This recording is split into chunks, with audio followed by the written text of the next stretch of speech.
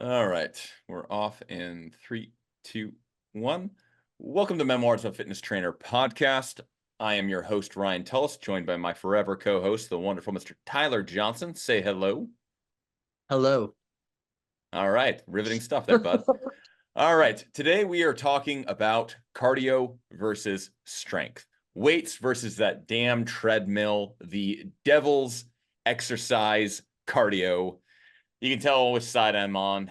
Strength, weightlifting, that is my jam.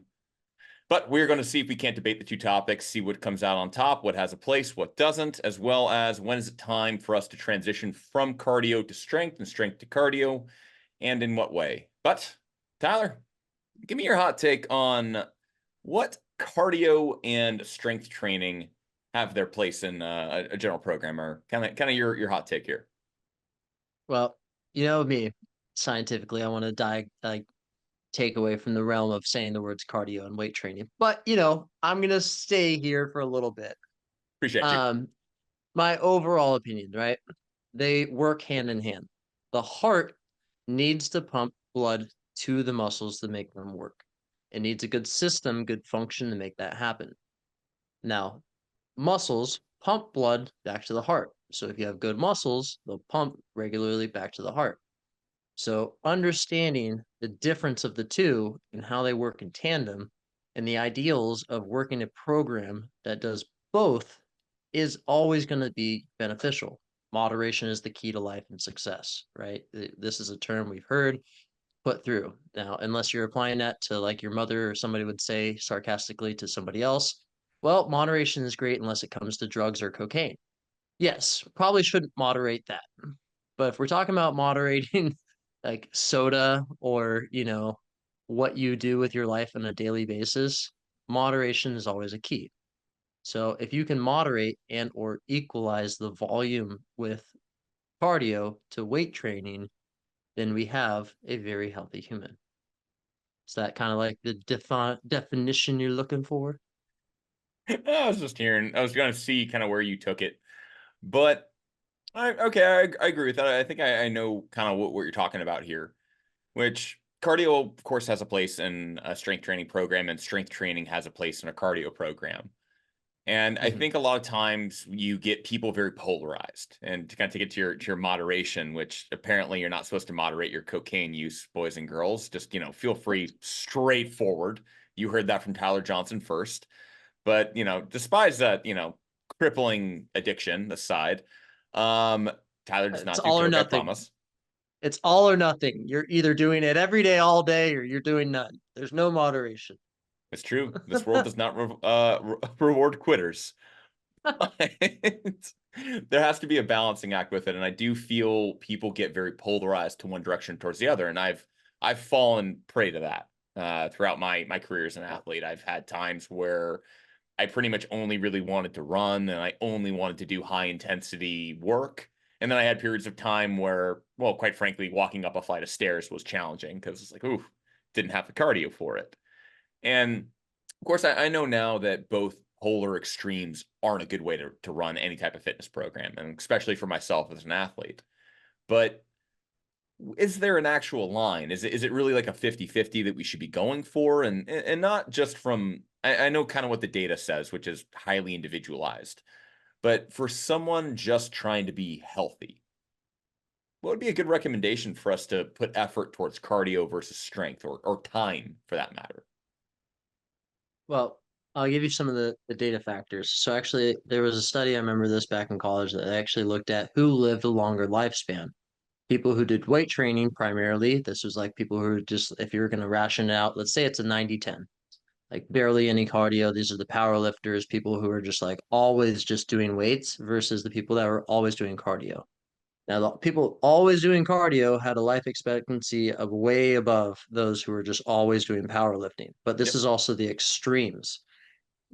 Why is that? Well, when you're doing powerlifting, you're doing those extreme weightlifting, you are pushing your blood through your vessels. I'm not going to get into the details. Basically, you're causing your heart to expand and get larger. And then when it gets older, it's softer, the tissue isn't as strong, and it's going to be a little bit weaker. unless you're the keep powerlifting and, be very functional. But most of those times they run into injuries. And, when they get to like 70 years old, when they're at extreme levels, their back hurts really bad and they haven't taken care of it, or at least they didn't through the 70s or 80s when they did the study.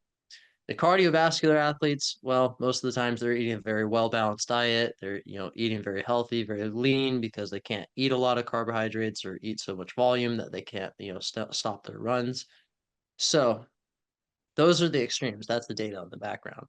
Now, where does it fall for just general population? What works for us? What is the best for you? Well, every case will be a little bit different. Yeah. Now, that's what we love saying as trainers, is every case is going to be different. If there's an overall prescription, if I was going to say, hey, this is one number to go to, right?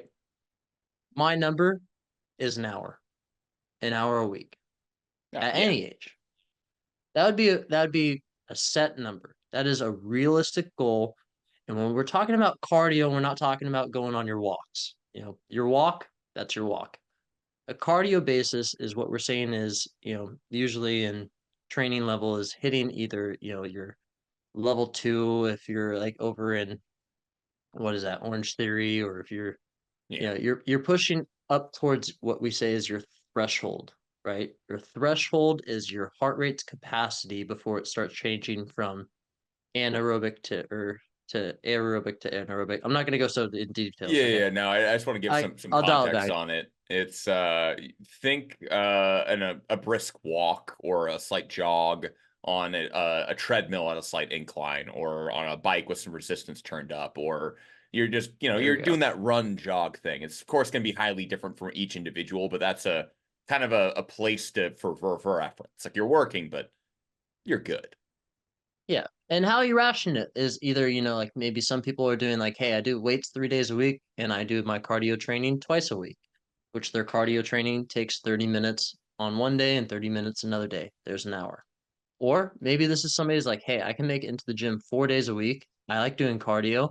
I do it for my warm-ups. They do it 15 minutes prior to every workout. Great. That's how they do it. And they're pushing their heart rate. They're getting up in a little bit of volume, getting stressed, hop off, call it a good day. I would say that, I mean, that number makes sense to me. And that's what I kind of tell people. What about you? Um, for a general idea, I usually just look to where someone is and then I move them forward. Um, I know I'm the worst at giving a hard set recommendation for everything. It is just something in my DNA that wasn't coded correct, I think. But Yep. I always kind of look at it as, where is this person right now and where can I move them forward? If that person's doing 5 minutes a week of cardio, they jog for a quarter mile or something. Great. Right. I'm going to go ahead and move them forward. So I think the idea, and I think this is something that we should probably work towards as industry, and this is just me putting my own flair in there, is as an industry to move towards recommending to people to just do more than you were doing before. Because when we tell an athlete that, all right, a collegiate athlete should be able to bench press 225 for like what was the NCAA guideline? It was something like 15 times, or it was some like pretty aggressive rep count for someone Oh, to be able to God. do that. And now every Yeah. person that couldn't do that for some reason decided to start training chest. Weird. True. Regardless of the sport that they were in. Yeah. So Hmm. I think a better way to look at it is just, hey, what are you doing now? How do we get you moving forward? And let's go ahead and look at your schedule, because if you can train 4 days a week of doing cardio, fantastic. If it's two, Yeah. bitching. Now, I'm going to, as you like to say, play the devil's advocate. All right. What about the opposite? I did not sound that smooth. I Sorry, play super smooth. devil's advocate. Devil's And like advocate. Was that song? What was that song crunk. that came out recently? It's like, I'm the devil. I forget the name. You know it is. Nope, never heard of it. You're going Come on, insane. sing it, sing it, sing it. I know you know the words. I do not, but I know the song you're Ah, talking about. all right. Yeah, it's like a TikTok song or something. Anyways, so we've been talking about the idea of onboarding somebody that's maybe not adjusted to cardio. Other side of the realm, the people who come to us before. The cardio junkies are only know the elliptical every day for 45 minutes and never hop off and touch a weight for maybe 5 minutes and then leave the gym. What is your take? How do you regress them, or do you regress them? Do you stem them away from it? How do you talk to that person? Well, first off, we're gonna dive into the hair flip that you did there, but that was fantastic. Um, but same mindset.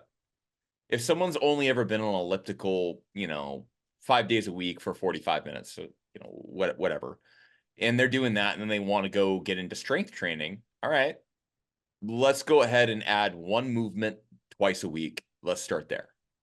Because you're essentially, just because you've done one area of fitness does not mean that you've done the other. And we've talked about this a lot with group fitness, is people go from group fitness onto the weight training floor thinking that they know weight training because they do weightlifting in group fitness, and it's completely different. Going from cardio to resistance training, even though you're so dedicated with those 5 times a week on that elliptical, and like you're getting after it, you're not just phoning it in. You still haven't weight trained before. So any increase in volume or stress to the body, it's not going to know how to deal with yet. And it'll learn super quick because you're a conditioned person. You've been on the elliptical for 45 minutes, 5 days a week. You have a lot of strength going your way, health-wise, and for your cardiovascular endurance. But you go ahead and do a set of 6 walking lunges, you're probably not walking. It's going to be bad. You'll come back a lot faster than the guy that doesn't do the elliptical, for sure. Like, it's going to be a day or two and you're ready to go.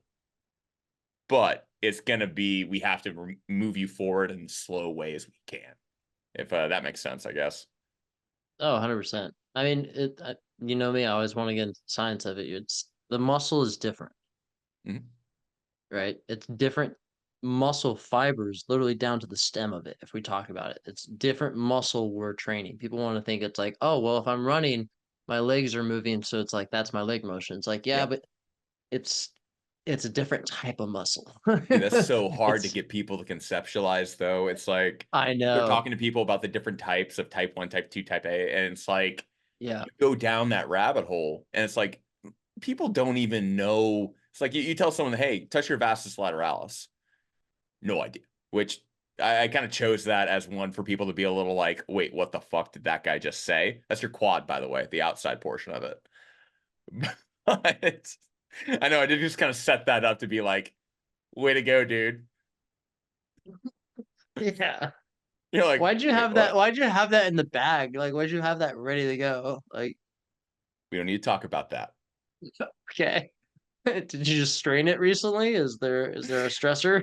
Sounds like maybe your No, no, squats have been no. kind of okay. I'm focusing on building the outside of my quad, bodybuilder. We worry very specific body parts. It's if you get a Right. competitive bodybuilder, they probably know where your vastus lateralis is because they're trying to build that specific muscle up for the outside portion of your quad. It's Yeah. That's like one of those bodybuilder things that actually aids itself for us knowing something a little bit more in depth. Okay. Yeah. Yeah. But I would. that's tough. I agree. Okay. Yeah. The best description I can even come up with, this kind of like popped in my head, is I could tell somebody, be like, hey, imagine you are a car, right? And you've built your car, you have your engine, you have everything inside of it. So who you are as a car right now is what works. Now, if you've been doing a lot of cardio and you're only a cardio person, well, congratulations, you're a hybrid, or you're a Prius, you're an electric vehicle. Great, you run really well. But if I need you to go to Tahoe and get up hills really hard, you're gonna be gassed because you're not gonna have the strength to do it. So we're going to need to take that car that you have and maybe change the engine out or add a little something to it. Let's make a little change. It's not changing the whole framework of the car, but the interior, we got to change it out. So that's the best framework and the mindset I could think, if I somebody's like like, oh, it. I really Yeah. can't conceptualize it, because I'm not going to tell them like you have type 1, type 2 muscle fibers. And if we really want to talk in the depth, we have type 2A, type 2B. And like they'd be like, can you stop? Like, yeah, we want to talk about the myosin actin filament model and how the sliding Ooh, actin those Z heads lines. Oh actually yeah, baby. Let's go. yeah, yeah. No, You don't I want to that know was a how the great myosin analogy. I heads like it. actually get larger. Okay. Yeah, Oh yeah. no, you I'll can go nerd down the out. rabbit hole. I like it, man. But Yeah. I yeah, I like the way you kind of phrased it. It's switching out parts to do with things, and I think that just helps people conceptualize the idea because you're not like Yeah. trading muscle fibers for one muscle fiber. Not really, right? Right. Which brush me up on my physiology, right? You're not trading muscle fibers for muscle fibers, right? You can, so transitioning a muscle fiber is different, right? It's hard. You can't turn a muscle fiber. Once you've developed like something that's like a type 1 muscle fiber, it's not gonna like all of a sudden after strength training, it's like that type 1 muscle fiber is now type 2. And especially a type 2B transitioning back, you don't have that, you can't regress down to a type 1. It's like you ever see like a power athlete who goes and tries to be a marathon runner after a long period of time? You know, you've No, built, you, no. you've turned that Prius into a monster truck. You're never going to be a Prius again. Calm it down. That life is over. I identify as a 92 Honda Civic, actually, but you know, as you were. Many parts to change. So many parts. Interchangeable. Endless, honestly. That is a Endless universal vehicle. possibilities to suck. Endless possibilities. Um, yes, I mean physiologically, yes, you can stimulate protein change, but changing a muscle fiber's type is not. No. As I can remember, I'm not going to say ultimately because we're really diving into my physiology background here, but as I remember, once you've developed a muscle fiber type, it does not change in the Yeah. sense, unless it's type That's 1 to type 2. from what I remember with it, which I do agree with you. It's you can slowly Yeah, start to shift yourself in a direction versus the other way.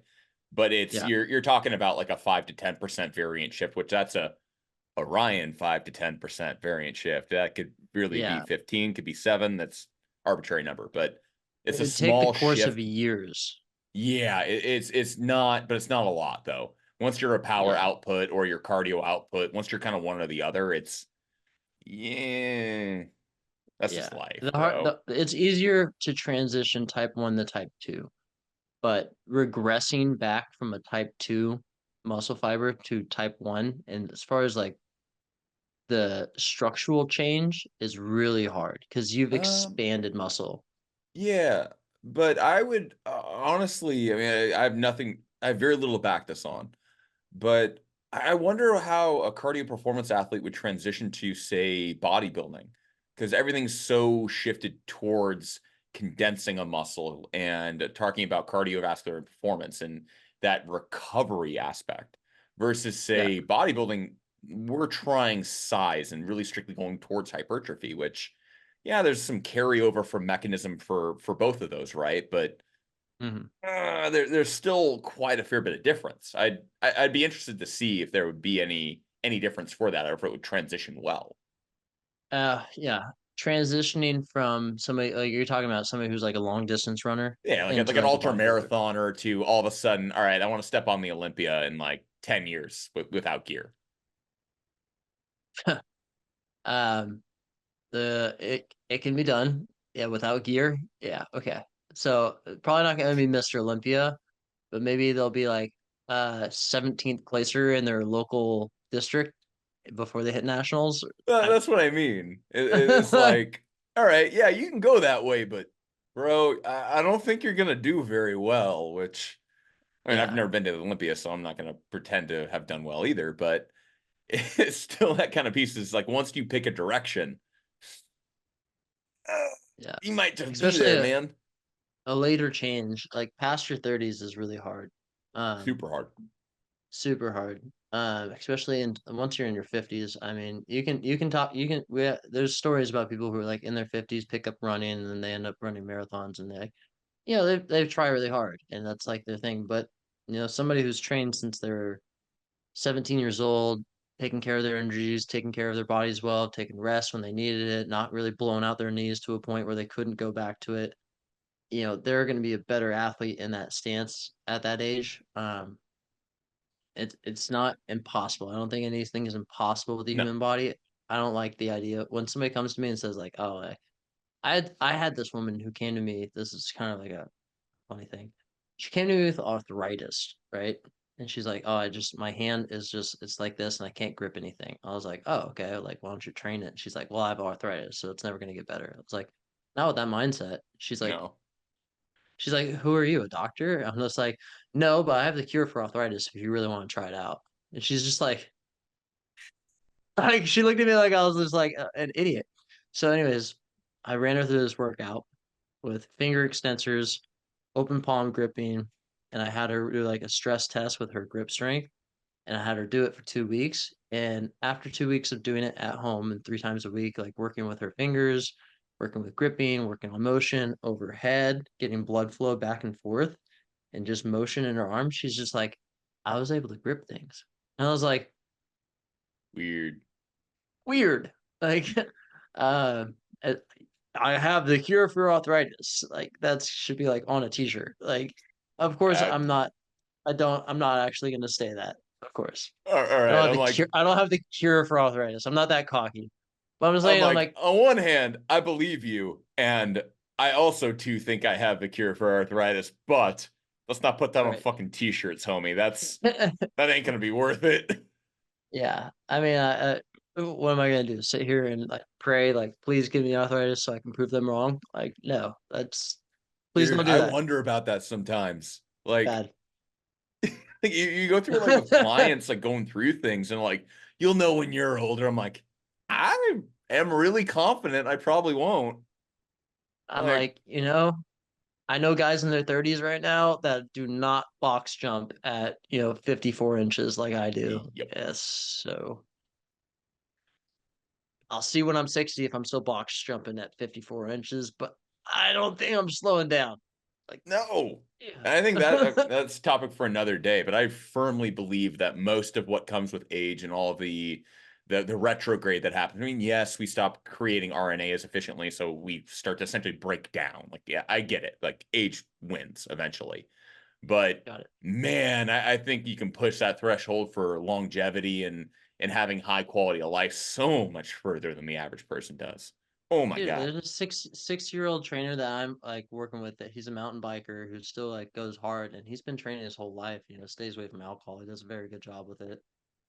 With his diet. He's very smart. And I went and recorded him in San Francisco. You may have saw this video. I talked about him, Hmm, but he is doing headstands free, open at 60 plus years old, that's doing awesome. like handstand push-ups and doing hang bar jumps. Like, and he does not look out of shape. If you were to guess his age, you'd probably say 42. Like when he told me his age, he's like, "Oh man, I just turned 60." I'm like what? Like Wild. like that's wild. All right. Anyways, so back on topic. So these Yeah, cardio junkies. that was kind of fun. I feel like we've got some really cool ones there. Oh, always do. So let's talk about our own training, right? Let's kind of give people an perspective, like what do we hear from other trainers? What do we kind of see in our field of, people who get looked at as like, man, that guy's in really good shape. He must like go on runs and do all this stuff. So how much cardio would you say that you do in a week? 1 mile before every workout and at least a 3 mile run on the weekends. Usually. I'm not gonna say I'm perfect on that 3 mile one, just because I'm Irish and sometimes I like to go out on the weekend and make bad choices. And if something's gonna go, it's that 3 mile run. I'll be honest, it's a thing. It's Yeah, so one part of my training that I let lapse, but mostly just because it doesn't have a purpose in terms right. of what my training is and what my outcomes that I'm searching for from training. I just do it because I at one point tried to run a half marathon. Not tried, I did, but it was a miserable experience. So ever since then, I've tried to keep some relative level of cardio for endurance, which 3 miles is not 10, I know, but yeah. Yep. Yeah, but about like 9 miles ish, 6 or 9 miles ran each week. Nice. How about you? I would say I'm probably below 2 miles a week Really? Hmm. on average, because when I go on a run, I'll run like 6 miles, but it's randomly. Like I have a pair of running shoes in my car, and the weathers are out that are trail shoes. I only run trails. I don't like running street. I hate it. I get so bored. I don't like running in general, and also like after my hernia, I didn't really I hadn't done enough with rebuilding and stretching my core to like a point where actually running doesn't like flare up my psoas, pull tension on my knees, and then That's completely right. screw me up. Oh Yeah. man, I hadn't even thought about that. So if I wanted to do running, I would have to really focus on like weekly like regimen to be like in that field where it's like, and still I'll never be at a point where it's like I'm confident running. I don't need to go on this regimen again. It's for the rest of my life. I'd be training weekly to be able to run, and it's just not important to me. So running's not a part of it. Now, my warm-ups, as far as a cardio basis go, Hmm. they're more functional in the aspect. Like I'm doing rounds of burpees, jumping jacks, jump rope. I'm doing rowing. I'm doing assault bike. I'm doing, probably 5 minutes or less on average, working out 6 times a week, and then running when I do maybe 6 miles or less, maybe 3.5 to 5, at this point weekly. Um, but I do a lot of other athletic things. So, That's kind of I'm interesting. playing basketball for 30 minutes in the park, like today. Like just I do So random stuff like that. that sounds like two completely different things, but I think they both come from the exact same place. And like, what's your rationale behind why you chose those cardio activities that you do, which is that functional, the burpees? Like, what's the rationale behind that? Like the reason behind it, uh, it is something that stimulates my brain be doing multiple things at once. So for me, who can't really stay, I can't sit in one spot for 5-10 minutes without like picking up a ball or moving around. I have that undiagnosed ADHD. Like I gotta be moving. So like sitting on a stairmaster for 30 minutes is like my worst fear. Or like when I used to teach cycle, I loved teaching cycle. I hated being in a cycle class because they'd make me sit down for 45 minutes, and it was engaging but not enough. But for the warm-ups, the functional, I see it as product for moving through range of motion into my lifts Yeah, and also warming up my heart and getting blood moving throughout my whole body. So to me it's functional in the aspect of warming everything up versus the idea of using cardiovascular training like on an elliptical treadmill running where it's like hey that's more specific for that purpose versus what I'm trying to do. that makes sense. And that's kind of the part I was trying to get with it, which the undiagnosed ADHD aside, that's not where I was going with it. Okay. But you chose those warm-ups to do that mobility as your cardio routine because it equals out the training that you're trying to do, like the outcomes that you're searching for from it, which is to not get hurt during movement and to be able to go through movement and get the best outcome from it, which is getting stronger, right? Yeah, he's shaking his head. Correct. Um, Correct. the camera doesn't always switch back, and I don't go through these things scene by scene. That would suck. But that's exactly why I choose running for mine. Because for Yeah. me, it's all right, I'm doing bodybuilding for everything. So most of my lifts are so specific to single joint. And I'm trying to isolate things down as much as I can. So I'm Right. really just thinking, all right, cardio is an outlet for my body to proficiently be able to add muscles. So a strong heart allows for more muscle per pounds added to frame. That's a thing for Right. you bodybuilders out there that don't like cardio. It's helpful, I promise you. But the Mm. other side of it is I just want something that's quick, is going to get me warmed up, ready to go, and I can just hop into my workout and I don't feel fatigued and any stabilizer that I might need to use for a squat or for something like a tricep extension that's requires just a little bit more of that focus piece. But it's interesting that we Yeah. both chose our methods based off of training outcomes, not based off of what we wanted to do, or because running's not exactly my happy place, to be entirely honest. Yeah. Um, we chose it because it's the thing that aids our training to equal out the best outcome. And that's Yeah. kind of where I'm trying to go with it is when a trainer picks cardio and designs a program around it, we do so with the idea of what is this going to aid in my program? Because we're always thinking objective, the program, the ultimate outcome of training as everything we do. Versus, Yeah. I think a lot of people, when they pick cardio, and like this is probably the established norm, is what do I want to do? Do I want to be on the elliptical? Like, oh, I like being on the stationary bike. Well, does the stationary bike equal out the training you're doing right now? No.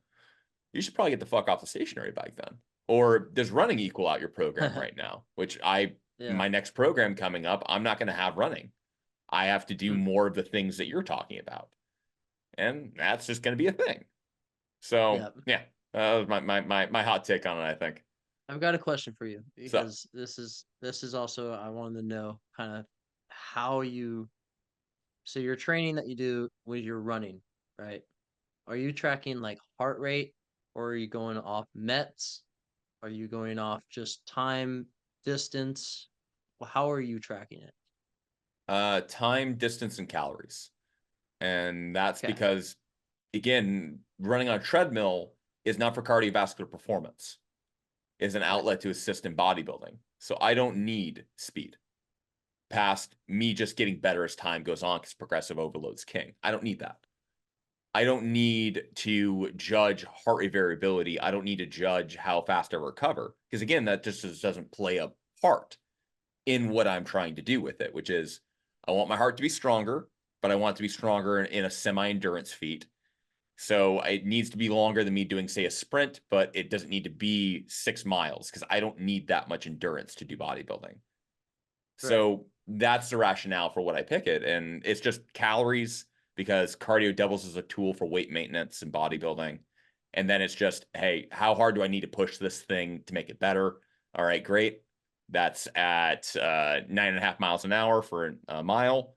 And all right, Got it. progressive overload. I need to eventually move that up, be a little faster. And I can do that with incline and things like that. But So you are tracking your speed at yeah, some point. Like you are saying, okay, this is my speed. Because I was wondering, like, is I had recently a client that I met with.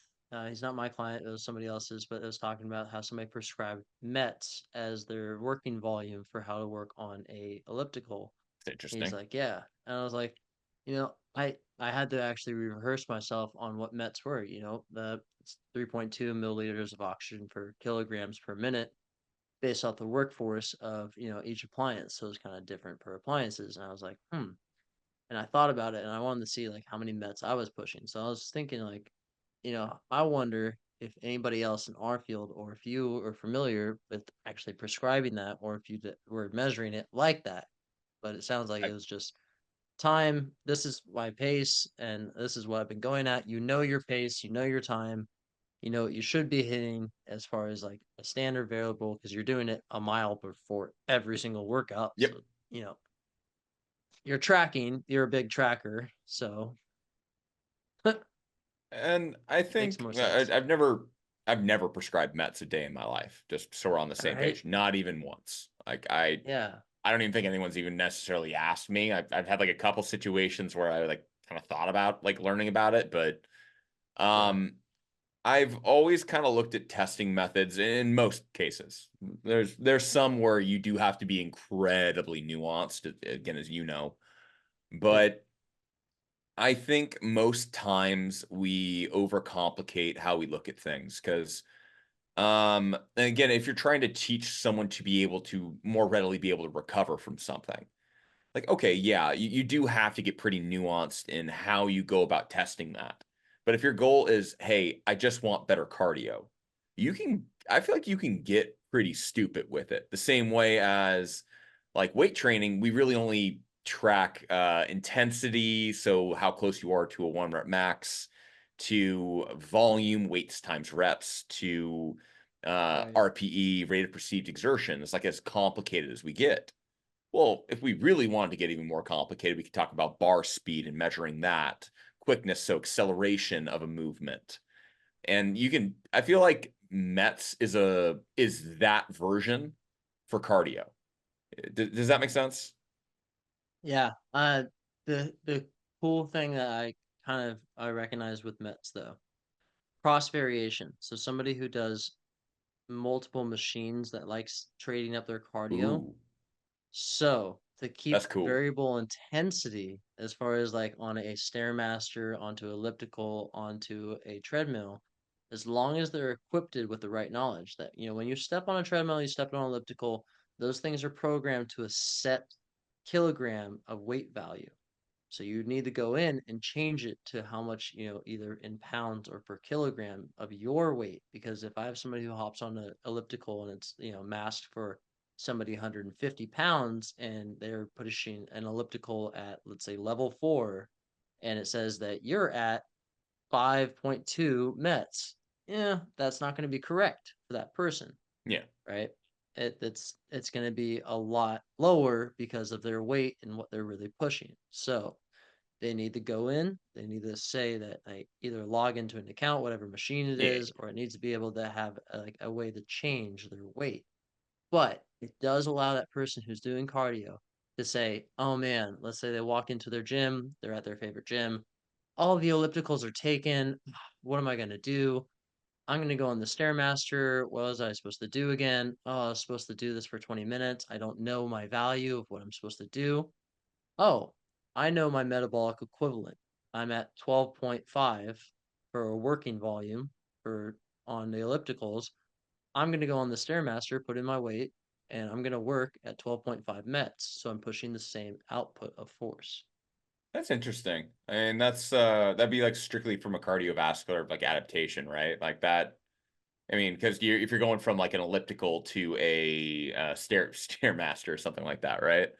It's like, Mm-hmm. okay, our gait's completely different, and we're talking about a completely different movement pattern being achieved. Right. But okay, I like that We're idea. I actually never thought about doing that. we're talking specifically how the heart is functioning. Mets is equal to the Yeah. amount of milliliters of oxygen being consumed per kilogram of body mass. So, if we're Huh. saying that you're just using oxygen, we're not worried about heart rate in the stance.